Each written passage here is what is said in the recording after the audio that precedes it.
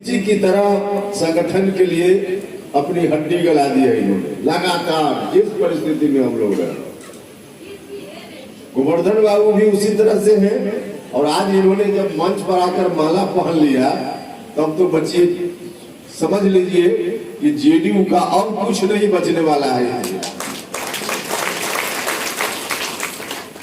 तो सब लोग हैं, कारवां आगे बढ़ रहा है।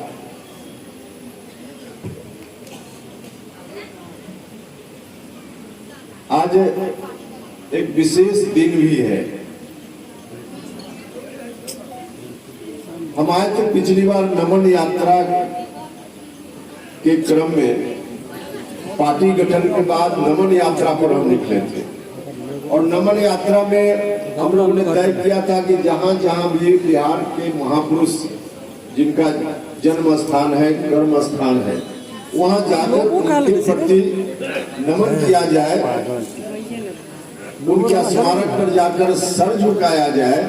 यह कार्यक्रम हमने सर झुकाया था। आजादी की लड़ाई में देश को आजाद करने के लिए कम उम्र में ही उन्होंने अपनी जान दे दी। और जान भी इस रूप में कि उनके ऊपर मुकदमा चला अंग्रेजी राज में, किसी की हत्या हुई थी, मारा गया था। और जब उनसे कहा गया, जज ने पूछा, तो सीधे उन्होंने स्वीकार कर लिया कि हाँ, हमने ही यह काम किया है। अब स्वीकार करने का मतलब ही था कि फांसी की सजा हो जाएगी। फांसी की सजा हो गई और हंसते हंसते भूल गए। तो वैसे लोग हुए हमारे यहाँ बिहार में, बिहार की धरती पे, सीतामढ़ी की धरती पे। आज उनकी जयंती का दिन है। हम लोग थे सुबह में सुपौल में, उनकी तस्वीर पर हम लोगों ने माल्यार्पण किया, उनको याद किया, नमन किया। हम इस कार्यक्रम के माध्यम से भी उनके चरणों में सर झुकाते हैं। आप सभी लोगों की ओर से, अपनी ओर से भी श्रद्धांजलि अर्पित करते हैं।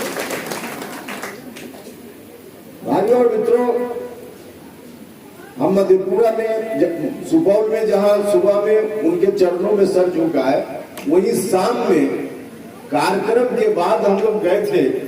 यह जो दावा बिहार सरकार में बैठे हुए लोगों का रहता है कि हम अति पिछड़ा भाइयों के लिए बहुत कुछ कर रहे हैं, हम दलित महादलित के लिए बहुत कुछ कर रहे हैं, उनका जो दावा रहता है, और उस दावे के हिसाब से अति पिछड़ा वर्ग के जो विद्यार्थी हैं, उनके लिए सरकारी दावा है कि हर जिला में हमने छात्रावास जगन्नाथ कर्पूरी ठाकुर के नाम से छात्रावास बनाया है, बना भी है।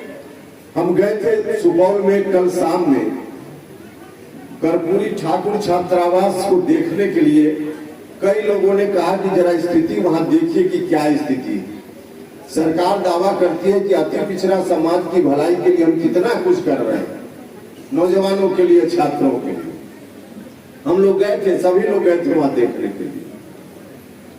छात्रावास करोड़ों रुपया लगाकर खर्च हुआ है, बना है, लेकिन ऐसी जगह बन गया है जहां विद्यार्थी रह ही नहीं सकता है। उसमें रहने वालों की क्षमता लगभग 100 के लगभग है, 90-100, लेकिन वहां मुश्किल से 10 से 15 विद्यार्थी मिले। और उन लोगों ने कहा कि कोई इंतजाम नहीं, और कहा क्या, हम लोगों ने अपनी आंखों से देखा, वास्तव में वहां कोई झोपड़ी में रहकर ठीक से पढ़ाई कर सकता है, जितनी ही सुविधा वहां मिले, लेकिन वहां रहकर पढ़ाई करना संभव नहीं है। 3 महीना से जनरेटर में तेल नहीं है, बिजली चली जाए तो कैसे रहेगा जनरेटर में? 3 महीना से तेल नहीं और 10-15 विद्यार्थी वहां में। अभी 2017 में उस भवन का उद्घाटन हुआ, छत टपकती है, अब बरसात में कैसे विद्यार्थी वहां रहेगा, समझ लीजिए। शौचालय में किवाड़ नहीं है, कैसे विद्यार्थी वहां रहेगा, समझ लीजिए। आजकल जो पढ़ाई होती है, नेट की जरूरत होती है, ऑनलाइन पढ़ाई, बिना उसका तो काम ही नहीं चलता है। और 2.5-3 महीना से वहां नेट कनेक्शन खत्म, बंद पर